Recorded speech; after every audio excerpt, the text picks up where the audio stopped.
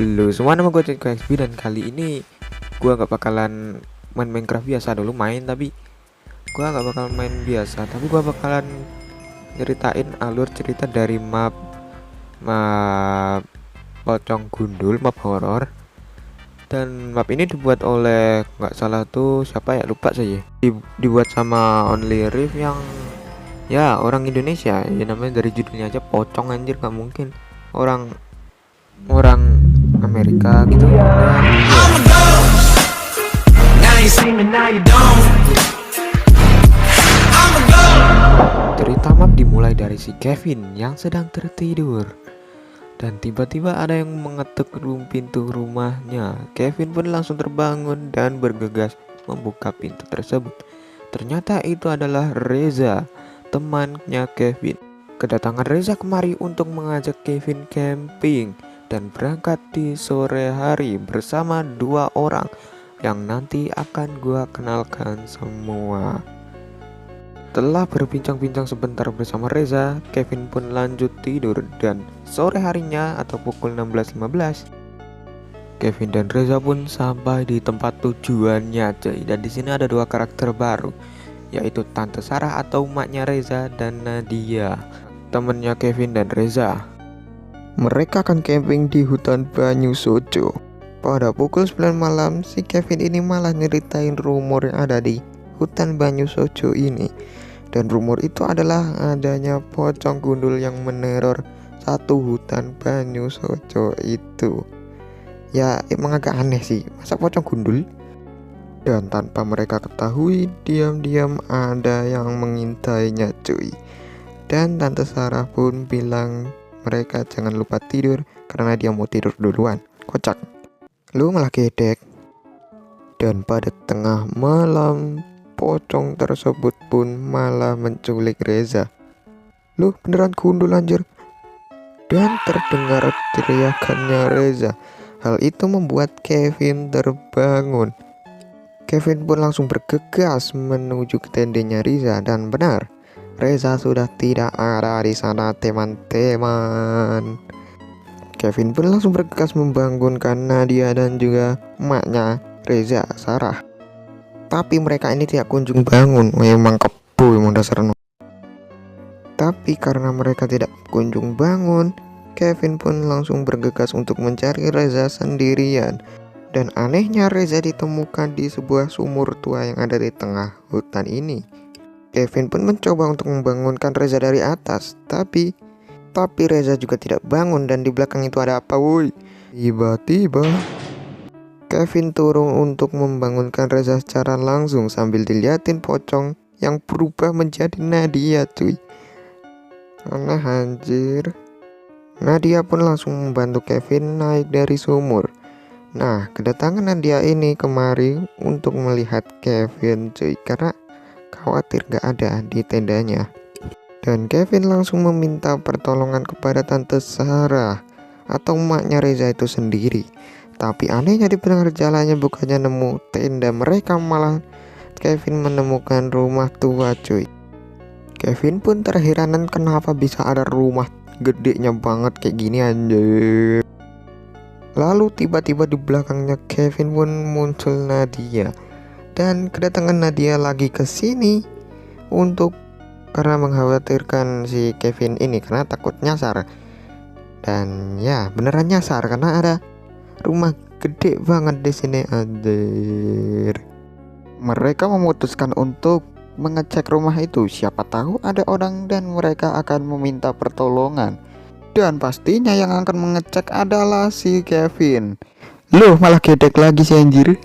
Kevin pun langsung bergegas masuk ke rumah tua gede nan besar itu. Dan di dalamnya anjir beneran gede dong. Dan tiba-tiba ada yang mengunci pintu dari luar. Si Kevin itu mengiranya si Nadia. Dan Kevin pun terjebak di dalamnya. Dan mau gak mau Kevin harus mencari jalan keluar sendiri. Nah, di sini Kevin ingin mencari kunci. Lalu Kevin mendapatkan kunci ruang 4 di lantai atas. Kevin pun langsung bergegas ke lantai atas untuk membuka ruang nomor 4. Dan tiba-tiba pocong itu menampakkan diri. Tanpa memikirkan hal itu, dia langsung mengambil kunci dapur. Kevin pun langsung bergegas ke dapur cuy. Tapi pas mau ke dapur, Kevin malah bertemu dengan Nadia. Lalu Kevin pun bertanya, kenapa kamu mengunci pintu tadi, bikin panik saja. Nadia hanya menjawab, hehe, maafin aku ya. Lah kurang ajar. Lalu Kevin menanyakan, lalu kenapa kamu mengikuti aku terus, harusnya kamu di luar saja. Alasan dia mengikuti Kevin karena takut. Dan Kevin pun memaklumi itu. Setelah selesai ngobrol bersama Nadia, Kevin pun langsung membuka ruangan dapur. Dan ada cas, Kevin pun langsung membukanya, yang berisikan pergi ke ruangan bawah tanah. Namun di saat Kevin ingin pergi ke ruangan bawah tanah, dia terkejut karena tuh cewek hilang lagi, atau si Nadia hilang lagi. Dari tadi ngilang muncul mulu, ya kagak tahu bang saya bang. Dan Kevin pun tidak ingin terlalu memikirkan hal itu. Namun sementara itu di luar, Nadia menunggu Kevin anjir. Berarti tadi bukan Kevin, terus siapa dong? Nadia sudah menunggu hampir 15 menit tapi Kevin tidak kunjung kembali. Kevin pun bergegas masuk ke dalam ruangan bawah tanah. Dan dia dikejutkan oleh tempat semacam tempat buat ritual gitu cuy. Dan tanpa Kevin sadari, itu di belakangnya ada sosok yang mengintainya cuy.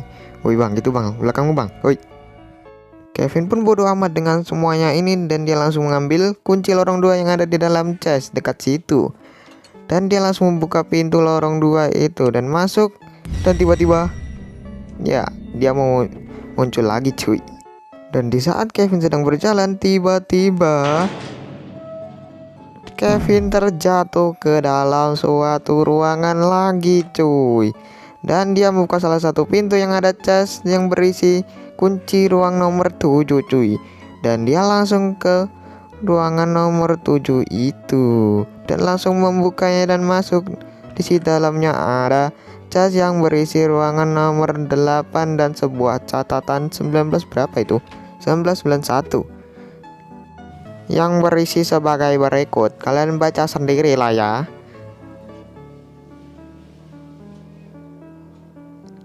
Dan ya, setelah menemukan kunci nomor 8 itu, dia langsung bergegas pergi ke ruangan nomor 8 dan langsung membukanya dan masuk ke dalam ruangan nomor 8 tersebut. Kevin pun langsung membuka salah satu cas yang ada di situ dan menemukan kunci ruang 9. Gini aja terus, capek lama-lama. Kevin pun langsung membuka ruang nomor 9 cuy. Dan dia dikejutkan oleh dia lagi. Emang aneh orangnya ye. Kevin pun langsung membuka cas yang ada di situ dan menemukan keris dan juga kunci exit cuy, atau kunci pintu keluar. Kevin pun langsung bergegas ke kunci pintu keluar itu cuy. Dan dia berhasil keluar. Dan dia ingin menuju makam untuk menemui makamnya si Walisdi ini yang berada di bawah pohon beringin. Dan Kevin pun langsung membuka tali pocong Walisdi itu cuy. Dan si Kevin ini mengira akhirnya teror ini sudah berakhir.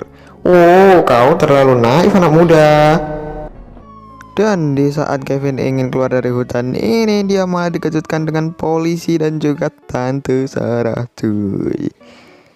Tante Sarah pun bingung kenapa Kevin hanya keluar sendirian, di mana Reza, Nadia itu pada kemana? Nggak tahu juga saya bang. Dan kenapa ada polisi di sini? Karena Tante Sarah itu sendiri yang memanggilnya karena khawatir pada hilang semua woi. Lalu si Kevin memberitahu keberadaan dari Reza dan juga Nadia, di mana Reza ada di sumur tua, Nah, dia ada di dalam rumah tua, cuy. Polisi pun mengajak Tante Sarah dan Kevin untuk masuk ke dalam mobil untuk mencari mereka. Dan sehari setelahnya Kevin lagi tidur lagi, tukang tidur emang, lalu ada yang mengetuk pintunya, cuy.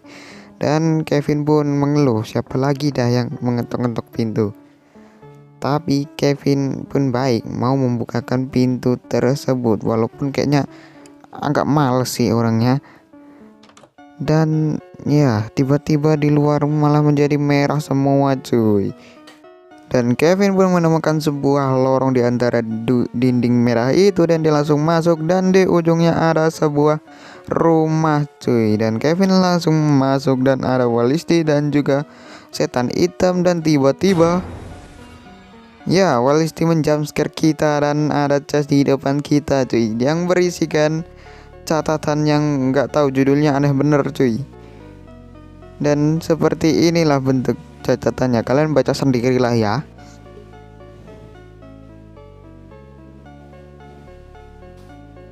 Lalu tiba-tiba ada sebuah lorong yang ada pintu, lorong lagi, pintu lagi, tapi lama-lama ada banyak bercak hitam, cuy. Dan di lorong terakhir itu lebih panjang daripada lorong yang lain, dan di ujung lorong tiba-tiba ya, Walisti menampakkan diri, dan tiba-tiba kita dipindahkan ke ruangan yang ada chest dan juga rak buku, dan di dalam chest tersebut ada buku yang berisikan seperti ini, cuy. Kalian baca sendirilah ya.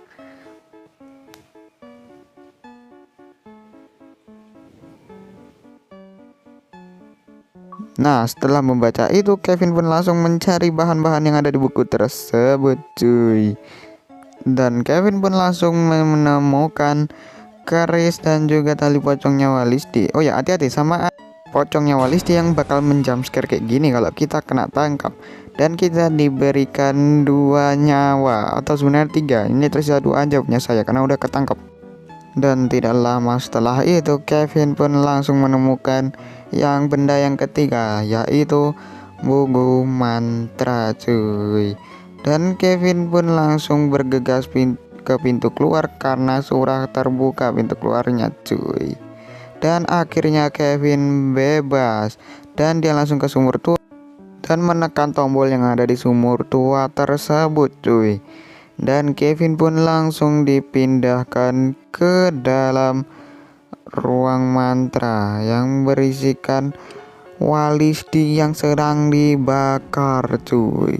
Kalian lihat sendirilah ya.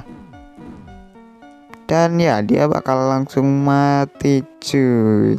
Dan setelah itu Kevin pun langsung menuju jalan keluar yang utama, cuy. Dan ya, Kevin pun tidak pulang dong. Dia malah ke suatu ruangan yang ada makamnya Walisti, cuy. Dan makamnya pun kebuka malahan, dan menutup perlahan-lahan, cuy. Ya, panik. Kalian saksikan sendiri lah ya.